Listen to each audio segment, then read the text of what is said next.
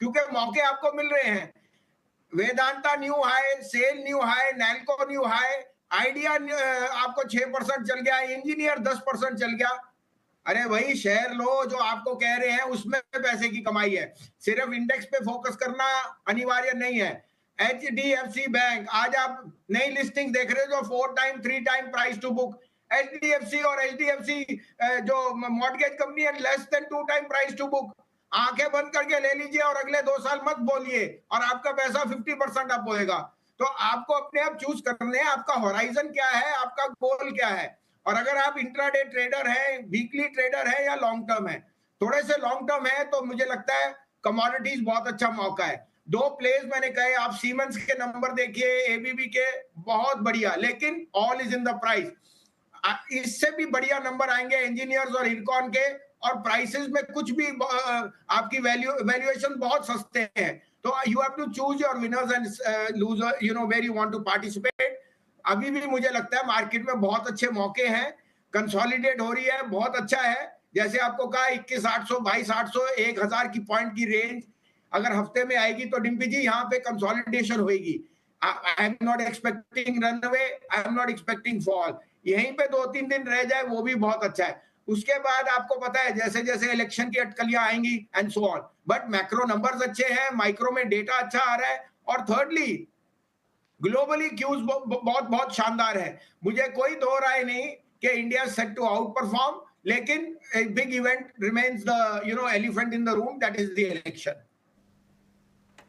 ठीक है, तो इलेक्शंस पे नज़र ज़रूर रहेगी। और भसीन जी बहुत बहुत शुक्रिया और कॉन्ग्रेचुलेशंस भी, क्योंकि कल हमने देखा कि जितने भी स्टॉक्स आपकी लिस्ट में थे उन्होंने ज़बरदस्त प्रदर्शन किया और आप हमारे दर्शकों को समय दर समय गाइड भी करते आ रहे हैं।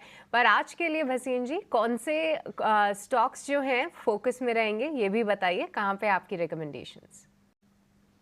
हाँ सृष्टि जी, देखिए नैल्को आपको कहा था वो प्रॉफिट से ऊपर हो गया, वेदांता भी प्रॉफिट से ऊपर, इंजीनियर 10% मूव किया, अभी शुरुआत है। इंजीनियर्स और इरकॉन मेरे इस साल के फेवरेट शेयर हैं। यहाँ से 50% अपसाइड मिनिमम, और अगर आप 1 साल बैठे तो 100% अपसाइड, माने 400-500 रुपए का भाव दोनों का आना चाहिए। आज का टॉप पिक अगेन इरकॉन है, 238.40 में लीजिए, 25 का स्टॉप लॉस, 275 का टारगेट।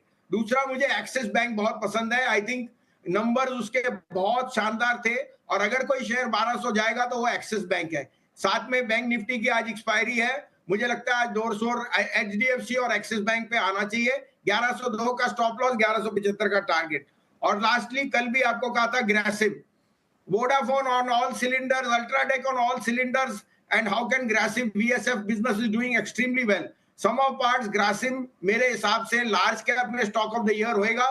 2700 का टारगेट है, 2700 पास भी हो जाए कोई बड़ी बात नहीं, लेकिन अभी 2300 का स्टॉप लॉस रखिए, 2700 का टारगेट। दूसरा आपको बता दूं सृष्टि जी, आपको 11:30, आपको 12, आपको 12:15 भी कहा था, वोडाफोन मत मिस करिए, 13:15 कल हो गया। जो और हफ्ते में इसमें जो नए एंट्रेंट्स है जब वो निकल जाएंगे, इसका भाव अगले 1 साल में 25 रुपए का आपको खुल के कह रहा हूं। ठीक है भसीन साहब, मैं ना 2 शेयर आपसे पता करना चाहता हूँ, आपकी वॉच लिस्ट में भी है और आपने इन दोनों के बारे में काफ़ी अच्छे से बोला भी हुआ है। मैं थोड़ा इन्वेस्टर के पॉइंट ऑफ व्यू से पूछ रहा हूँ। एक तो रतन इंडिया पावर का 11.5 का मोटा मोटी रेट है, एक वोडाफोन आइडिया पे भी आप काफ़ी बुलिश है सर।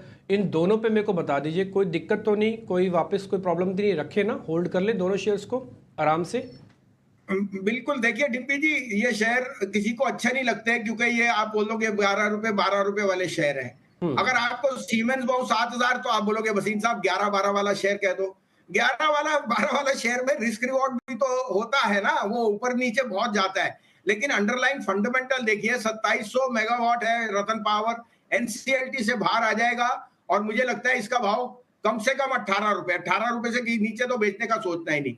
वोडाफोन आइडिया, आपने 20,000 करोड़ की कैपिटल रेस करना था, 85,000 करोड़ आ गया। एक तो सबको अलॉटमेंट नहीं मिली, दूसरा मार्की नेम्स ने इन्वेस्ट किया, तीसरा 4G 5G में एक्सपेंशन हो गई और कैश आ गया।